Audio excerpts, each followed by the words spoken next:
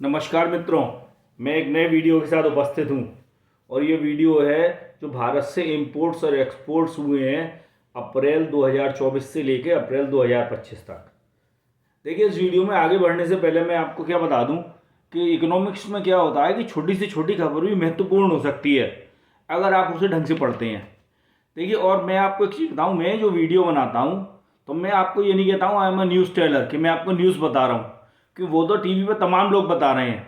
News क्या होती है कि कितना एक्सपोर्ट्स हुआ, किस चीज़ का एक्सपोर्ट कितना बढ़ा, किस चीज़ का कितना घटा, ट्रेड डेफिसिट कितना रह गया, करंट अकाउंट डेफिसिट कितना रह गया। अभी मैं आपको दोनों में फ़र्क बताऊंगा, ठीक है। तो ये सब न्यूज़ हो गई, ये दिया होता है। और मैं अपने आप को कहता हूँ न्यूज़ एनालिस्ट। न्यूज़ एनालिस्ट होता है कि यही डेटा मैंने पढ़ा, यही डेटा दूसरे ने पढ़ा और यही डेटा पढ़ के मैंने बता दिया कि ये डेटा क्यों शो करता है कि कंट्री किस रास्ते पे चल रही है और भविष्य में आने वाले क्या क्या ट्रेंड्स हैं। देखिए, मैं आपको बताऊं, मैंने 29 जून 2024 को एक वीडियो बनाया था जिसमें मैंने बताया था कि गोल्ड के प्राइसेस लगातार 2, 2.5, 3 साल बढ़ते रहेंगे और कारणों के साथ बताया था। जिस किसी ने भी वो उस वीडियो को देखा उनने कहा कि कारण बहुत रीजनेबल है, वो ट्रेंड चल रहा है। जब शेयर बाजार 27,000 पे था तो मैंने उसका शायद वीडियो बनाया था या नहीं, मुझे ध्यान नहीं है, पर मैंने बहुत से मित्रों से कहा था कि अब शेयर बाजार गिरेगा। वो गिर के 23.5 पे आ गया। अभी मैंने रिसेंटली कुछ दिन पहले, करीब 15-20 दिन पहले, एक वीडियो बनाया था जिसमें मैंने बताया था कि शेयर बाजार 20,000 पे भी जा सकता है। और देखिए, शेयर बाजार गिरता जा रहा है और वो मैंने विद रीजंस बताया था, ठीक है। तो इस प्रकार से मैं ये नहीं कह रहा हूं कि मैं बोस्ट नहीं कर रहा हूं, मेरी सारी चीज़ें सही जाती हैं। देखिए, मैं 30-35 साल से इकोनॉमिक्स का विद्यार्थी हूं। तो मेन चीज़ क्या है, और मैं शुरू से यही ढूंढता हूं कि ये जो डेटा है ये क्या इंगित कर रहा है कि आगे हम किस रास्ते में बढ़ रहे हैं, ट्रेंड्स क्या हैं। और जिसने ये पढ़ना सीख लिया तो उसके लिए शेयर बाजार, इकोनॉमिक्स, आने वाला भविष्य, सब चीज़ बहुत आसान होती है, शीशे की तरह साफ दिखने लगती हैं। तो मैं ये शुरू करता हूँ, ये जो एक्सपोर्ट का डेटा है, पहले तो मैं बताऊंगा क्या डेटा है बहुत तेजी से, फिर मैं इसके बताऊंगा ये क्यों महत्वपूर्ण है, ये क्या 4 ऐसे ट्रेंड हैं जिनको कि इंगित कर रहा है जो भविष्य में भारत के लिए बहुत अच्छे होने वाले हैं।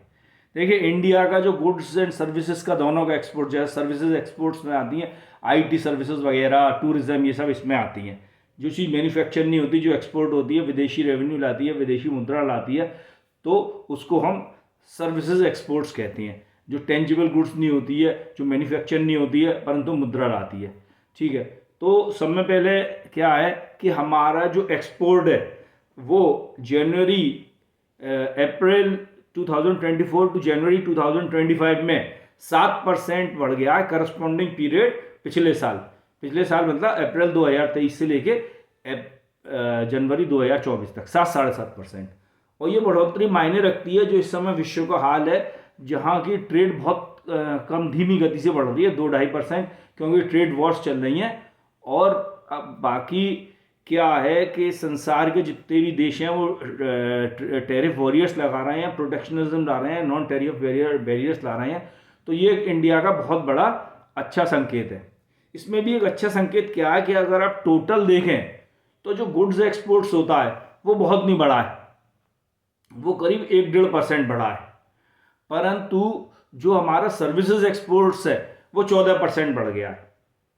और अगर यही हाल रहा तो आप ये श्योर समझिए कि अगले साल हमारा पहली बार सर्विसेज एक्सपोर्ट्स गुड्स एक्सपोर्ट को पीछे छोड़ देगा, ठीक है। और ये एक बहुत बड़ी उपलब्धि होगी। संसार में मेरे ख्याल से बहुत कम ऐसे देश होंगे, जो मेजर इकोनॉमीज हैं, कोई नहीं है जिनका गुड्स एक्सपोर्ट सर्विसेज एक्सपोर्ट से ज़्यादा हो। और देखिए, ये एक ट्रेंड है, ये शो करता है गुड्स एक्सपोर्ट्स हमारा कभी तेज बढ़ता है, कभी धीमे बढ़ता है, कभी नहीं भी बढ़ता है, ना के बराबर बढ़ता है, परंतु सर्विसेज एक्सपोर्ट्स का बढ़ना मालूम ये इंगित कराता है कि इंडिया का जो एक्सपोर्ट्स हैं, जो ब्रेन से संबंधित हैं, जो R&D हैं, वो बहुत तेज़ी से बढ़ रहे हैं। यहाँ तमाम संसार भर की कंपनीज ग्लोबल कैपेबिलिटी सेंटर्स खोल रही हैं, तमाम R&D आ रहा है बाहर से, इंडियन कंपनीज हैं वो R&D कर रहे हैं, और इसीलिए ये सर्विसेज एक्सपोर्ट्स बहुत तेज़ी से बढ़ रहा है। और ये एक बहुत अच्छी न्यूज़ है, और ये स्टेडली बढ़ रहा है। और देखिए, ये आने वाले समय में ये ट्रेंड बहुत तेज़ी से बढ़ेगा। और ये शो करता है कि जहाँ तक इंटेलेक्चुअल प्रॉपर्टी राइट्स की बात है, जहाँ R&D की बात है, वो हम उस क्षेत्र में बहुत तेज़ी से प्रगति कर रहे हैं। देखिए, मैं एक और वीडियो बनाऊंगा, पर मैं एक और संकेत बता देता हूं कि अगर आप ये पता करना चाहते हैं कि कोई भी देश की अर्थव्यवस्था मजबूती के साथ बढ़ रही है या नहीं, एक तो अर्थव्यवस्था बढ़ना होता है, एक मजबूती के साथ बढ़ना होता है। बढ़ना क्या होता है कि मान लीजिए इस प्रकार इस साल किसी भी कोई बड़ी अर्थव्यवस्था 8% से बढ़ गई, उसके टोटल आउटपुट 8% बढ़ गया तो बढ़ी, परंतु क्या है कि उसके एक्सपोर्ट्स भी बढ़ रहे हैं, उसकी कॉम्पिटिटिवनेस बढ़ रही है पूरे संसार में। तो उसके जो एक्सपोर्ट्स हैं वो जिस प्रकार के एक्सपोर्ट बढ़ रहे हैं, मैन्युफैक्चरिंग गुड्स ज़्यादा बढ़ रहे हैं, हाई टेक्नोलॉजी एक्सपोर्ट ज़्यादा बढ़ रहे हैं, उसके जो पेटेंट्स हैं वो बहुत तेज़ी से बढ़ रहे हैं, तो अर्थव्यवस्था तेज़ी से बढ़ रही है, मतलब वो टेक्नोलॉजिकली उस पूरे संसार में कैचअप कर रही है और पीछे छोड़ रही है। तो एक तो ये हो गया, हमारी गुड्स हैं वो बहुत अच्छी रफ्तार से बढ़ रहे हैं। दूसरा ट्रेंड क्या है? दूसरा ट्रेंड यही है कि देखिए, प्रारंभिक चरण में क्या होता है, जब कोई भी देश एक्सपोर्ट करता है तो वो क्या करता है कि ज़्यादातर उसके एक्सपोर्ट्स होते हैं कृषि के, या फिर होते हैं रॉ मटेरियल्स के, खनिज पदार्थ जो जमीन में से खोदे कर दिए बिना प्रोसेसिंग करी, क्योंकि इतनी ना तो क्षमता होती है कि वो प्रोसेसिंग यूनिट्स लगा सके, ना ही इतना उनका बड़ा मार्केट होता है, ना ही उनके पास कैपिटल होती है वो यूनिट सेट करने की। जैसे कि खाड़ी के देश हैं, शुरू में तेल निकाल के बेचते थे, अब उनने क्या करा है कि प्रोसेसिंग यूनिट्स लगा रही हैं। पहले क्रूड ऑयल भेजते थे, अब क्या कर रहे हैं कि वो डीजल, पेट्रोलियम, डीजल, पेट्रोल, ये सब प्रोसेस करके भेज रहे हैं। तो दूसरा वो क्या होता है कि प्रोसेसिंग करके वो भेजना, पर वो भी जमीन में से ही निकाल के। तीसरे चरण में क्या होता है कि वो देश टेक्नोलॉजिकली एडवांस्ड होने लगता है, तो वो मैन्युफैक्चर्ड गुड्स और इलेक्ट्रॉनिक्स वगैरह जो हाई टेक्नोलॉजिकली बहुत एडवांस्ड गुड्स हैं वो एक्सपोर्ट करने लगता है। तो अब भारत है ये धीरे धीरे तीसरे चरण की ओर बढ़ रहा है। देखिए वो कैसे बढ़ रहा है कि हमने देखा है कि जो मैन्युफैक्चर्ड आइटम्स हैं उनका मतलब इंजीनियरिंग आइटम्स हम कह सकते हैं, वो बढ़ गए हैं करीब 15% से, अप्रैल टू जनवरी 2024-25 में as compare to the same period last year. तो ये दर्शाता है कि इंडिया की जो टेक्नोलॉजिकल प्रोग्रेस है ना वो बढ़ रही है। और सब में बड़ा क्या है कि आप देखिए जो इलेक्ट्रॉनिक्स एक्सपोर्ट्स हैं वो 80% से बढ़ गए हैं। पिछले साल इन्हीं 10 महीनों के दौरान जो करीब 2.25 बिलियन का एक्सपोर्ट था वो बढ़ के इस साल 4 बिलियन का हो गया। देखिए दूसरा ट्रेंड यही है, जब कोई भी नई इंडस्ट्री 80% से ग्रो करती है ना तो ऐसा नहीं है वो एकदम बैठ जाती है। पहले तो ग्रोथ रेट बढ़ती रहती है, इस साल 80 है, अगले साल 90 हो गई, 100 हो गई, 125 हो गई। मैं ऐसा नहीं कह रहा हूँ इतनी तेज़ी से होगी, बढ़ती फिर धीरे धीरे जब वो मैच्योर होती है तो कम होती है। जैसे जब हमारे सॉफ्टवेयर एक्सपोर्ट शुरू होना चालू हुए थे तो ये मैं आपको बता रहा हूँ 90s की, कई बार एक साल में दुगने तिगने बढ़ जाते थे। अब क्या है, सर्विसेज सॉफ्टवेयर्स हैं, अगर आप जीसीसी को हटा दें तो पूरे साल में पूरे इंडिया के 6-7% भी बढ़ जाए तो बहुत बड़ी बात है, क्योंकि इंडस्ट्री मैच्योर हो गई है ऑलरेडी। 250-300 बिलियन डॉलर के सॉफ्टवेयर्स एक्सपोर्ट कर रही है। तो ये बहुत बड़ा निशान है। और ये इस चीज़ का और द्योतक है कि जैसे मोबाइल फ़ोन हम कर रहे हैं, थोड़े दिन में आईफोन, मैकबुक वगैरह बनाएगा, फिर सैमसंग आएंगी और तमाम कंपनीज आ रही हैं, चाइनीज़ कंपनीज भी आ रही हैं जो या मैन्युफैक्चरिंग कर रही हैं, फिर वैल्यू एडिशन बढ़ेगा। अभी क्या है, अगर हमने 100 रुपये का माल एक्सपोर्ट कर रहा तो 80 रुपये का तो इम्पोर्ट करना पड़ता है, मतलब वैल्यू एडिशन 20% होता है, क्योंकि सारे कंपोनेंट्स बाहर से आते हैं। फिर कंपोनेंट्स बनने लगेंगे जब इंडस्ट्री बड़ी हो जाएगी।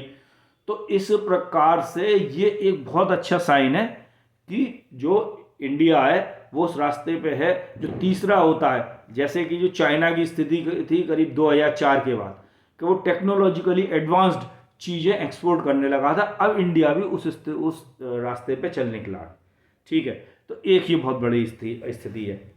और चौथी स्थिति क्या है कि देखिए शुरू में क्या होता है, जब प्रारंभिक चरण में विकास होता है, जैसे भारत से अंग्रेज गए थे तब प्रारंभिक चरण उस सेंस में था कि अंग्रेज गए थे वो भारत को बिल्कुल नंगा करके छोड़ गए थे, कुछ भी नहीं छोड़ गए थे, खाने को रोटी नहीं थी आदमी के पास। डॉक्टर राधाकृष्णन है, उनकी जीवनी है, उसमें लिखा है कि खाने के लिए जो पत्ता लगाया जाता है वो रख के खाने को नहीं होता, वो ज़मीन पर रख के खाते थे, जबकि वो एक प्रोफेसर थे। क्योंकि उनका अपना परिवार भी चलाना था। तो वो हार्डशिप में छोड़ के गए थे। टोटल 30 ट्रिलियंस की लूट करी थी over the period of 200 years, जो यूएस का आज का आउटपुट नहीं है साल का, उसके मैं कभी एक अलग वीडियो बनाऊंगा। तो जो हमारा पिछले साल टोटल, तो हाँ, तो मैं बता रहा था प्रारंभिक चरण में क्या होता है कि प्राइमरी गुड्स का एक्सपोर्ट होता है और उनकी इलास्टिसिटी ऑफ डिमांड भी हाई होती है। मतलब जैसे जैसे अगर थोड़ा ही प्राइस बढ़े तो बहुत तेज़ी से उनका डिमांड गिर जाती है। उनमें प्राइमरी आइटम्स होते हैं, हैंड वोवन होते हैं, रॉ मटेरियल्स होते हैं, एग्रीकल्चर गुड्स होती हैं जिनमें उतार चढ़ाव आता रहता है। कभी बाहर के देशों में फसल अच्छी हो गई तो ज़्यादा डिमांड हो गई, नहीं तो नहीं, कोई स्टडी नहीं होती है। तो उस समय ट्रेड गैप बहुत ज़्यादा होता है। दूसरे चरण में ट्रेड गैप कम होता है, या तो ये मिडिल ईस्ट में छप्पर फाड़ के तेल मिल गया ऐसे मिल जाए, नहीं तो जो स्वाभाविक विकास होता है उसमें दूसरे चरण में जब आदमी वही आता है, प्रोसेसिंग पे आता है, जो अर्थ में से मिनरल्स निकल रहे हैं और वेल्थ निकल रही है, तो ट्रेड गैप थोड़ा कम हो जाता है। तीसरे जब टेक्नोलॉजिकली एडवांस्ड उसमें पहुंचता है एरिना में, तो फिर क्या होता है कि जो उसके होते हैं वो एक्सपोर्ट्स हैं, एक तो स्टडीली बढ़ते हैं, मतलब आराम से बढ़ते हैं, मंदा हो तेजी हो, क्योंकि उनकी डिमांड हमेशा सदा बरकरार रहती है हाई टेक्नोलॉजिकली एडवांस प्रोडक्ट्स की और मैन्युफैक्चरिंग प्रोडक्ट्स की बाहर के देशों में। ठीक है, तो भारत अब इस तीसरी स्टेज पे आ गया है। और चौथी खबर ये थी कि जो ट्रेड बैलेंस है वह बहुत फेवरेबली भारत के पक्ष में आता जा रहा है। अगर इसी प्रकार 4-5 साल चलता रहा तो India permanently current account deficit में सरप्लस हो जाएगा। करेंट अकाउंट डेफिसिट तो क्या होता है मित्रों? करेंट अकाउंट डेफिसिट ये होता है कि एक तो होता है गुड्स एक्सपोर्ट और goods import. Goods export, good import, जो कंटेनर में भर के जाते हैं और कंटेनर में भर के आते हैं। ठीक है, टेंजिबल मैन्युफैक्चर गुड्स। अगर मैन्युफैक्चर भी नहीं है तो जैसे राइस है तो उसे उगाया, या आयरन ओर है वैसे ही, मतलब जो हाथ में पकड़ी जा सके, जिसको महसूस करा जाएगा, टेंजिबल गुड्स, तो उसका जो डेफिसिट होता है उसको हम कहते हैं ट्रेड अकाउंट डेफिसिट। तो भारत में ट्रेड अकाउंट डेफिसिट है, वो बहुत जल्दी आने वाले सालों में काबू नहीं है, दूसरा होने की संभावना नहीं है। दूसरा क्या है कि एक फिर होता है कि imports and exports of services में कितना फर्क है। तो हम ये देख रहे हैं इंडिया के जो सर्विसेज एक्सपोर्ट्स हैं वो इंपोर्ट्स की वजह बहुत तेज़ी से बढ़ रहे हैं, और इतनी तेज़ी से बढ़ रहे हैं कि आने वाले 2-3 साल में मुझे लगता है जो गुड्स एक्सपोर्ट्स पर जो हमें घाटा है, मतलब जितने हमारे एक्सपोर्ट्स इंपोर्ट्स से कम है, उतना उससे ज़्यादा फ़ायदा हमें गुड्स, मतलब जो गैप है वो सर्विसेज एक्सपोर्ट्स पे हो जाएगा। हमारे एक्सपोर्ट्स इतने ज़्यादा होंगे कि उसको कवर कर ले और फिर भी बचे सरप्लस। इन दोनों को जब मिला देते हैं टोटल एक्सपोर्ट्स को, total exports of goods and services, that is called current account deficit. तो करेंट अकाउंट डेफिसिट है, ये समझ लिए पिछले वर्षों में, पिछले इसी पीरियड में करीब 87 बिलियन डॉलर था, जो घट के 70 बिलियन डॉलर पे आ गया है। और ये भी एक देश की बहुत बड़ी प्रगति होती है कि उसकी ट्रेड बढ़ रही है, और फिर भी क्या हो रहा है कि ये जो करेंट अकाउंट डेफिसिट है ये घट रहा है। ये बहुत मजबूती की वो होती है कि एक तरफ तो उसकी ट्रेड बढ़ रही है, मतलब उसके इंपोर्ट्स बढ़ रहे हैं, इंपोर्ट्स के बावजूद भी एक्सपोर्ट्स और ज़्यादा तेज़ी से बढ़ रहे हैं संसार की, जबकि ऐसी हालत है। और देखिए, मैं आपको एक चीज़ और एक चीज़ और आने वाले ट्रेंड्स बता दूं। भारत की स्थिति 2030-32 से बहुत अच्छी हो जाएगी। कारण क्या है कि भारत का जो 1/4 इम्पोर्ट बिल है गुड्स सर्विसेज का, गुड्स इंपोर्ट्स का, उसमें पेट्रोलियम प्रोडक्ट्स इंपोर्ट होते हैं, और वो 2030 से 2032 से in total value, in total volume, not value, क्योंकि वैल्यू तो वो फ्लक्चुएट होती रहती है, वो कम होने चालू हो जाएंगे। और देखिए इनके दाम भी काफ़ी कम हो जाएंगे, क्योंकि एरा आने वाला है ईवी का, हाइड्रोजन का, रिन्यूएबल एनर्जी का। तो ये फॉसिल फ्यूल्स हैं, खासतौर से गैस, डीजल और पेट्रोल, इनकी डिमांड बहुत तेज़ी से कम हो जाएगी। और मेरे ख्याल से तो चाइना ऑलरेडी 2024 में जहाँ तक पेट्रोल और डीजल की डिमांड है पीक आउट कर चुका है, जो कि सब में बड़ा वो था कि जो सब में तेज़ी से इसकी डिमांड पिछले 2 दशक से सस्टेन कर रहा था, बढ़ा रहा था पूरे संसार में। और इंडिया में ये कंडीशन आई 2030-32 में। ये कैसे आएगी इसके लिए मैं अलग वीडियो बनाऊंगा। तो एक समय ऐसा आएगा कि 2030 के बाद मान लीजिए 7-8 साल में इंडिया के जो फॉसिल फ्यूल के इंपोर्ट्स हैं वो 25% रह जाती हैं, तो इंडिया एक बहुत मजबूत पावर होकर उभरेगा चाइना की तरह वर्ल्ड स्टेज पे, जहाँ उसके एक्सपोर्ट्स बहुत होंगे और इंपोर्ट्स कम होंगे और उसकी इकोनॉमी होगी बहुत कॉम्पिटिटिव होगी। जैसे कि अभी ट्रम्प साहब कहते हैं कि इंडिया ने अपने आप को हाइड कर रखा है हाई टैरिफ वॉल्स के पीछे, फिर हमारा वो आएगा, हमारे टैरिफ्स भी कम होंगे, उसके बावजूद कोई भी देश है वो हमसे हमारे बराबर कॉम्पिटिटिव नहीं होगा और हम धड़ल्ले से एक्सपोर्ट करेंगे काय पे, अपने IPR पे, जो हमारे इंटेलेक्चुअल प्रॉपर्टी राइट्स होंगे, जो हमारे R&D होगी, जो हमारा टेक्नोलॉजिकली एडवांसमेंट होगा, उसके आधार पे, अपनी R&D के आधार पे, अपनी कॉम्पिटिटिवनेस के आधार पे, अपने फ्लेक्सिबिलिटी इन प्रोडक्शन के आधार पे, अपने इनोवेशन के आधार पे। और जब इन आधार पे एक्सपोर्ट्स होता है, ट्रेड होती है, तो देश का जवाब नहीं होता। ये 3-4 ट्रेंड्स हैं जो बता रहे हैं जो भारत इस रास्ते पर बाखूबी बढ़ रहा है। इसी के साथ मैं अपने वीडियो को विराम देता हूँ। मेरा वीडियो अच्छा लगा हो तो उसको लाइक करिए, सब्सक्राइब करिए, शेयर करिए। और देखिए फिर मैं बताता हूँ कि आप न्यूज़ पढ़ना नहीं, न्यूज़ को एनालाइज करना सीखिए, और एनालाइज उस कॉन्टेक्स्ट में करना सीखिए कि आने वाले समय में ट्रेंड्स क्या है। ठीक है, नमस्कार मित्रों, फिर एक बार बहुत बहुत धन्यवाद।